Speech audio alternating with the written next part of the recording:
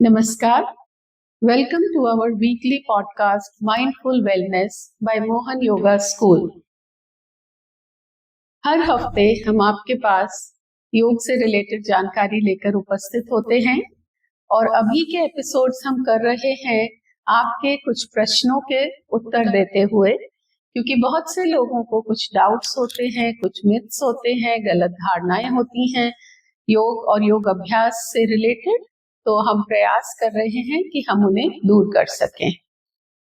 मेरे साथ स्टूडियो में हैं डॉक्टर मोहन कार्की जी। नमस्ते डॉक्टर साहब। नमस्ते। जो द योगा गुरु इंस्टीट्यूट के संस्थापक हैं और मोहन योगा स्कूल चैनल के भी संस्थापक हैं, डायरेक्टर हैं। तो आज उनसे हम बहुत सी जानकारी लेने के लिए तैयार हैं। पहली चीज मैं पूछना चाहूंगी कि योग में कहा जाता है माइंड ओवर मैटर, तो पहले ये कॉन्सेप्ट जरा समझाइए कि ये कैसे इसे हम लोग समझें। ये है कि हमारे शरीर के अंदर जितने भी क्रियाएं होते हैं, ये सब के सब इसके रूट में अगर देखते हैं तो हमारे माइंड पर जो भी थॉट प्रोसेस चलते हैं, परसेप्शन डेवलप होते हैं, उससे प्रभावित होते हैं। और हमारे अंदर हो रहे क्रियाएं प्रतिक्रियाएं तो होते ही हैं, इसके अलावा बाहरी दुनिया में भी जितने भी एक्टिविटीज होते हैं, ये हमारा अपने जो इंटरनल सिस्टम में जिस प्रकार के इंफॉर्मेशन चल रहे होते हैं, इससे प्रभावित होते हैं। इसमें एक बहुत ही इंटरेस्टिंग एक स्टोरी मुझे याद आ रहा है। ये राजा भोज एक बहुत बड़े चक्रवर्ती सम्राट हुआ करते थे और वो बहुत ही न्यायप्रेमी राजा थे। तो अपने समय में वो हर हफ्ते एक दिन पूरे अपने राज्य में लोगों को देखने के लिए, लोगों के हाल जानने के लिए भ्रमण करा करते थे। तो ऐसे जाते समय एक शहर से होते हुए जा रहे थे, वहां एक कोई लकड़हरा दिखाई दिया। तो जब लकड़हरा लकड़ी बेचने के लिए बैठा हुआ था, राजा का नजर पड़ा, तो राजा के मन में आया कि इसको अभी मरवा दिया जाए।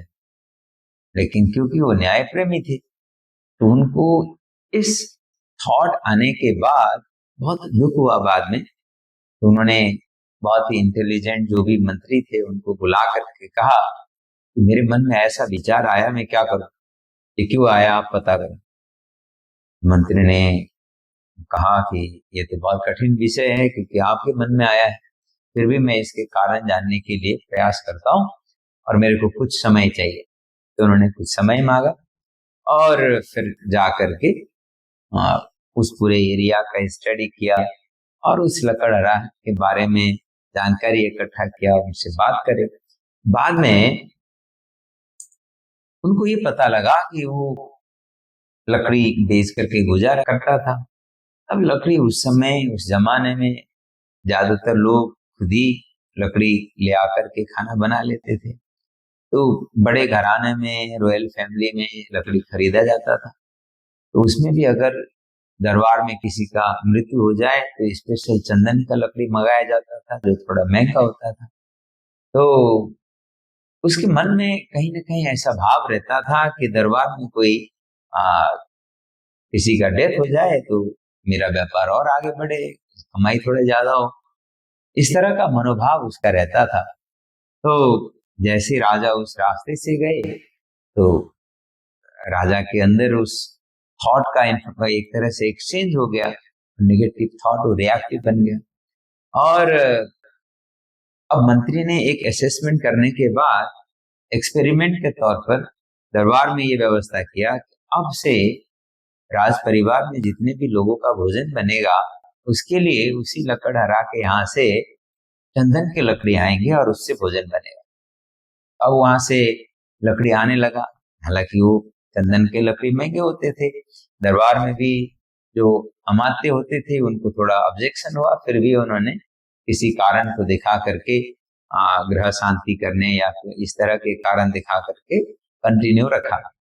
और कुछ समय के बाद फिर राजा उसी रास्ते से किसी दूसरे और जा रहे थे। जाते समय उस लकड़हरा के पास पहुंचे, वो दिखाई दिया। तो इस समय उनको लगा कि इस बेचारे को मैंने पहले सोचा था कि इसको मरवा दूं, मुझे कितना दया आ रहा है मुझे इसके प्रति, और इसको मुझे दिल कर रहा है कि कुछ पुरस्कार दे दूं, उसको रिवार्ड कर दूं टाइप, ऐसा फीलिंग राजा के मन में आया। तो फिर वहां से थोड़ा सरप्राइज हो गए, जाकर के फिर उस मंत्री से चर्चा किया। तो मंत्री ने कहा कि पहले के समय जब आप उसको देख रहे थे, उसके मन में था कि दरबार में किसी का डेथ हो जाए, मृत्यु हो जाए तो हमारा अपना धंधा चले। अभी वो रोज प्रार्थना करता है मन में कि दरबार में सब भला हो और सबको कुछ न कुछ अच्छा होता रहे, और ज्यादा लोग बढ़े, जिससे हमारा अपना धंधा बढ़े, और इस तरह से वो दरबार के बारे में हित सोचता है। तो उसके मनोभाव से अभी आपके अंदर भी प्रभाव आ रहा है। तो इस तरह से देखा जाए तो हमारा जो मन है अपने अंदर के एक्टिविटीज को तो प्रभावित करता ही है, बाहर के क्रियाओं को, एक्टिविटीज को इंसान ही नहीं जीव जंतुओं को भी प्रभावित कर सकता है।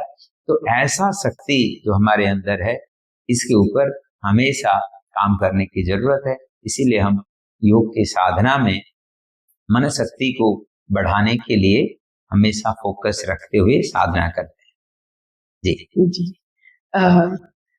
दूसरा मैं ये पूछना चाहूंगी कि ये कुछ लोगों ये समझते हैं कि योग सीखने या करने के लिए पहले से उनकी बॉडी में फ्लेक्सिबिलिटी होनी चाहिए, क्योंकि वो लोग तरह तरह के आसन नहीं कर पाएंगे अदरवाइज।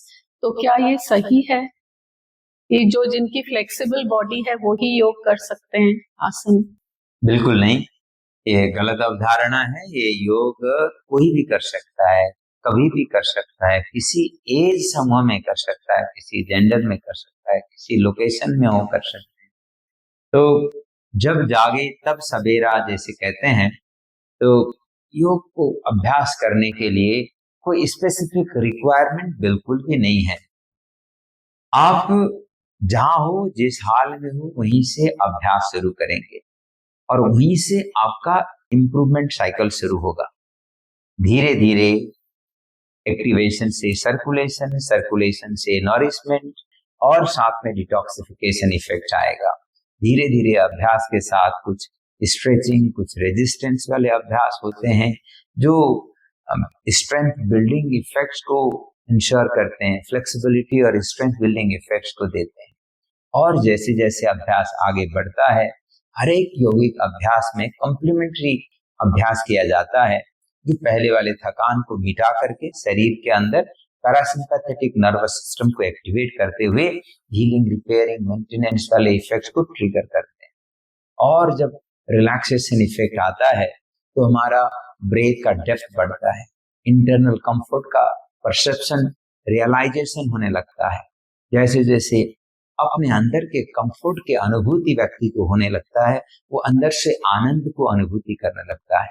जिसके अंदर आनंद का बहार हो रहा हो, बाहरी दुनिया के छोटे मोटे सिचुएशन से वो आसानी से प्रभावित नहीं होता, तो वो फिर बाहर भी हर सिचुएशन को झेल पाने का सामर्थ्य विकास करता है। इस तरह से ये साइकिल आगे बढ़ता है। तो आपको कोई रिक्वायरमेंट नहीं है। आज आपके अंदर भावना आ गया कि योग करनी है, तो आज से ही शुरू करिए। This is the best day for you to start. जी जी। और प्राणायाम से क्या हमारे नर्वस सिस्टम पे डायरेक्टली असर पड़ता है, और इसका क्या साइंटिफिक रीजंस भी हैं कुछ? किस तरह अफेक्ट करता है ये हमारे नर्वस सिस्टम को जी प्राणायाम? जी, अगर हम प्राणायाम को देखते हैं तो योग में प्राणायाम को एक तरह से ब्रेथ को कंट्रोल का साधना, जिसको हम कुंभक कहते हैं, कुंभक के बारे में कहा गया, चले वाते चलम चित्तम निश्चले निश्चलम भवेत्। जैसे हमारा श्वास प्रश्वास के माध्यम से वायु का जो प्रसार होता है शरीर के अंदर, अगर ये चंचल बना रहता है तो मन इमोशन को भी चंचल करता है, हमारे हार्मोन को भी स्थिर करता है, फ्लक्चुएट करता है। लेकिन जैसे हम श्वास में नियंत्रण करना शुरू करते हैं, प्राण में नियंत्रण आता है, प्राण में नियंत्रण के साथ मन में नियंत्रण आता है, मन में नियंत्रण के साथ परसेप्शन में नियंत्रण आता है, परसेप्शन नियंत्रित हो जाए तो धीरे धीरे आंतरिक सहन शक्ति का विकास होता है, और ग्रेजुअली आंतरिक सहन शक्ति का विकास के साथ आंतरिक ठहराव अवस्था पैदा होता है। और हमारे जो जैसे हार्ट का जो धड़कन होता है लगभग 72 टाइम्स पर मिनट होता है, लेकिन ब्रेन का धड़कन सामान्य रूप से 20-25 बार पर सेकंड होता है। एक मिनट में 1200 से 1500 बार हो रहा होता है लगभग। और जब ब्रेथ कंट्रोल होता है तो ये भी घटने लगता है, ब्रेन का धड़कन घट करके बिलो 20 आ जाता है, एवरेज में लगभग 14-15 के आसपास स्थिर हो जाता है जब व्यक्ति प्राणायाम का साधना करने लगे। जब ऐसा होता है तो ब्रेन का वर्कलोड कम हो गया, ब्रेन रिलैक्स मोड में आ गया। ब्रेन रिलैक्स मोड में आते ही बॉडी के अंदर हीलिंग हार्मोन शुरू हो जाते हैं रिलीज होना, और हीलिंग हार्मोन, हैप्पी हार्मोन का सिक्रेशन जब बढ़ता है तो फिर इंटरनल सिस्टम पूरी तरह से रिलैक्स होता है। ऐसे में नर्वस सिस्टम का वर्कलोड कम हो जाता है। नर्वस सिस्टम का वर्कलोड कम हो जाए तो नर्वस सिस्टम में फिर हीलिंग रिपेयरिंग का इफेक्ट दिखने लगता है। और जब ये ब्रेन का धड़कन कम होता है ये प्राणायाम के माध्यम से, तो उसके साथ साथ हमारे शरीर के अंदर हार्मोन का सिक्रेशन भी स्थिर होता है। हार्मोन मुख्य रूप से स्ट्रेस हार्मोन कंट्रोल में आते हैं, हैप्पी हार्मोन का मात्रा बढ़ जाता है, तो अंदर ठहराव का अवस्था होता है जो नर्वस सिस्टम के हीलिंग, रिपेयरिंग, मेंटेनेंस और ऑप्टिमाइजेशन के लिए एक बेसिक रिक्वायरमेंट है। इस तरह से प्राणायाम का साधना करने वाला व्यक्ति नर्वस सिस्टम से रिलेटेड सभी प्रकार के बीमारियों को, कमजोरियों को छोटे समय में ओवरकम कर सकता है। चाहे वो नर्वस सिस्टम से रिलेटेड प्रॉब्लम में पार्किंसंस का प्रॉब्लम हो, मेमोरी से रिलेटेड प्रॉब्लम हो, मेमोरी लॉस से रिलेटेड या अल्जाइमर से रिलेटेड प्रॉब्लम हो, हेडेक, माइग्रेन से रिलेटेड प्रॉब्लम हो, बॉडी कंट्रोल कोऑर्डिनेशन से रिलेटेड प्रॉब्लम हो, इन सभी प्रॉब्लम में प्राणायाम का साधना चमत्कार की तरह लाभकारी होता है।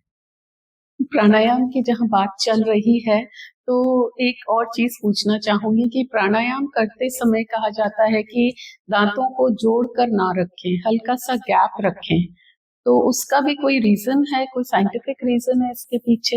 हाँ, अगर दांतों को जोड़ करके रखते हैं तो एक लेवल का प्रेशर बना रहता है, तो हमारा एनर्जी का चैनलाइजेशन भी उस ओर जा रहा है ना। अगर दांतों के बीच में थोड़ा सा गैप होता है तो जॉ लाइन एक तरह से रिलैक्स होता है।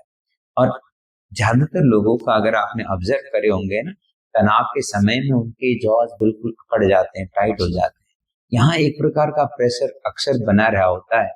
जब इसको रिलैक्स रखते हैं कॉन्शियस एफर्ट के साथ, तो इस समय नर्वस सिस्टम का रिलैक्सेशन इफेक्ट पीक पर ले जाने में एक तरह से सरलता हो जाती है। आसानी से नर्वस सिस्टम का जो रिलैक्सेशन स्टेज है वो पीक पर पहुंच जाता है। अगर आपने टाइट रखा है, प्रेशर के साथ रखा है, तो उस प्रेशर को भी कांस्टेंट मॉनिटर करने के लिए nervous system including vagus nerves and number of other nerves will remain over active during that time. तो नर्वस सिस्टम के ऊपर लोड पड़ा हुआ है तो रिलैक्सेशन और हीलिंग का इफेक्ट कम आता है। इनफैक्ट रचना जी, कुछ साल पहले तक तो ये माना जाता था, योग और प्राणायाम के ऊपर रिसर्च जब तक नहीं हुआ तब तक मेडिकल इंडस्ट्री में ये मान्यता था कि नर्वस सिस्टम अगर एक बार किसी कारण से डैमेज हो जाए तो रिकवर नहीं हो पाता, हील नहीं हो पाता है। ये मॉडर्न टाइम में प्राणायाम ध्यान के ऊपर, रिलैक्सेशन के ऊपर रिसर्च हुए तब पता लगा कि नर्वस सिस्टम के बहुत मेजर रीजनरेशन के रिवर्स हो सकते हैं रिलैक्सेशन सेंट्रिक अभ्यास से। और उस रिलैक्सेशन सेंट्रिक अभ्यास में योग में किए जाने वाले साधना से इफेक्टिव दुनिया में आज तक कोई ऐसा साधना टेक्निक्स नहीं है। तो इसीलिए हार्वर्ड मेडिकल जर्नल में एक रिसर्च पेपर पब्लिश हुआ एंड दे से if the practice of yoga including pranayam meditation were medicine, it would have been best selling medicine for psychosomatic and nervous system related problems। तो इस तरह से ये nervous system के health के लिए प्राणायाम का साधना अभूतपूर्व है। जी हाँ, एक और चीज मेरे जहन में आ रही है कि कहा जाता है आजकल के सब जगह पढ़ते सुनते हैं कि एल्कलाइन फूड खाना चाहिए। तो एल्कलाइन फूड खाने से क्या फायदा है, और क्या जो एसिड्स हमारे रिलीज होते हैं वो तो हमारे डाइजेस्टिव एंजाइम्स होते हैं ना, तो क्या वो हमारे लिए हार्मफुल भी हो सकते हैं? ये भी बहुत इम्पोर्टेंट प्रश्न है, क्योंकि मार्केट में बहुत सारे मिथ फैल जाते हैं। कई बार तो लोग अनजाने में गलत इंफॉर्मेशन को शेयर कर देते हैं, कई बार आधा जानकारी फैला देते हैं। तो इस प्रकार की चीजों से बहुत सारे लोगों को नुकसान भी उठाना पड़ता है। ये देखना है कि जब हम लोग भोजन करते हैं, उस भोजन को पचाने के लिए हमारे शरीर के अंदर कई प्रकार के एक तरह से प्रोसेस होते हैं। उस प्रोसेस में मेजर रूप में अगर देखेंगे तो खाना को पचाने के लिए, चार्निंग करने के लिए, ब्रेक डाउन करने के लिए फूड पाइप के अंदर एक मूवमेंट तो होता ही है। पेरिस्टाल्टिस मूवमेंट से कंट्रैक्शन रिलीज तो होता है। इसके साथ साथ एक तरह से डाइजेस्टिव एंजाइम बनता है जो एसिड है। लिटरल सेंस में उसको हम एसिड कह सकते हैं। एसिड सिक्रेशन होता है। और अगर हम प्रोसेस फूड खाते हैं तो उसको ब्रेक डाउन करने के लिए, पचाने के लिए, गलाने के लिए, सॉफ्ट बनाने के लिए, उसको चार्निंग करने के लिए एसिड का रिक्वायरमेंट ज्यादा होता है। लेकिन जिस फूड को आप अल्कलाइन फूड कह रहे हैं, ये फूड अक्सर नेचुरल फूड है। ज्यादातर जो अनकुक्ड नेचुरल फूड होते हैं ये अल्कलाइन फूड होते हैं। और इन चीजों को, इन खाना को पचाने के लिए उतना ज्यादा एक तरह से एसिड का रिक्वायरमेंट नहीं होता। ये इसमें अल्कलाइन का मात्रा ज्यादा होने के कारण से खाना खाने के तुरंत बाद ही जैसे ये चर्निंग का प्रोसेस, शुरुआती प्रोसेस चालू होता है, उसमें जैसे सलाइवा मिक्स होने लगता है वैसे ही गल जाते हैं। उसका रस ऐसे ही आराम से निकलने लगता है। उसका रफेज बहुत आसानी से सेग्रीगेट होकर के अलग निकल जाता है, उसका रस अलग निकल जाता है। जैसे आप जो फ्रूट्स है उसको निचोड़ देंगे तो उसका रस आसानी से बाहर निकल जाता है, तो रफेज अलग हो जाता है। तो उसमें वो रफेज भी इतना ज्यादा हार्ड नहीं होता, वो चुभने वाला नहीं होता, ऐसे आसानी से चिपकने वाला नहीं होता। इसीलिए इसको उतना ज्यादा गलाने की भी जरूरत नहीं है। तो ब्रूम के रूप में, झाड़ू के रूप में काम करता है। धीरे धीरे वो सॉफ्ट जो रफेज है, जिसको हम डाइटरी फाइबर्स कहते हैं, ये फूड पाइप की सफाई में काम आता है। और उसका जो भी रस है वो बहुत आसानी से सेग्रीगेट होकर के एब्जॉर्प्शन हो जाता है। तो इसमें एसिड का रिक्वायरमेंट नहीं होता, तो एसिड का मात्रा शरीर में बढ़ेगा नहीं। तो इसीलिए अल्कलाइन फूड अगर हम रूटीन में प्रयोग करते हैं, अक्सर देखें तो 80% अल्कलाइन फूड का रिक्वायरमेंट होता है हमारे शरीर के लिए। अगर नेचुरल हिसाब से देखें, ज्यादातर लोग इसका उल्टा कर रहे होते हैं। 80% से ज्यादा एसिडिक फूड खाते हैं, 20% भी मुश्किल से अल्कलाइन फूड खाते हैं। तो ऐसे लोगों का जो डाइजेस्टिव मैकेनिज्म है उसके ऊपर हमेशा प्रेशर बना रहता है, लोड बना रहता है। तो इस सेंस में ये अवेयरनेस मेंटेन रखते हुए रॉ डाइट्स को थोड़ा सा महत्व दे करके रूटीन में लेना चाहिए, जो अल्कलाइन नेचर का होता है। और डाइजेस्टिव सिस्टम के स्वास्थ्य को बेहतर बनाने के लिए, ब्लड केमिस्ट्री को बेहतर बनाने के लिए ये बहुत ही इफेक्टिव रहेगा। हाँ, आज तो सब जानकारी हमें मिली, बहुत ही यूजफुल है हम सब के लिए। और सिंपल क्वेश्चंस जो हमारे माइंड में आते हैं, हम इन जानकारी को अपने डे टू डे लाइफ में इसका इस्तेमाल कर सकते हैं। करते हुए अपनी दिनचर्या को, अपने भोजनचर्या को, इसको हम बेहतर बना सकते हैं। और इसी विचार के साथ आज यही समाप्त करते हैं। अगले हफ्ते आपके सामने फिर हाजिर होंगे कुछ नई जानकारी लेकर। नमस्कार।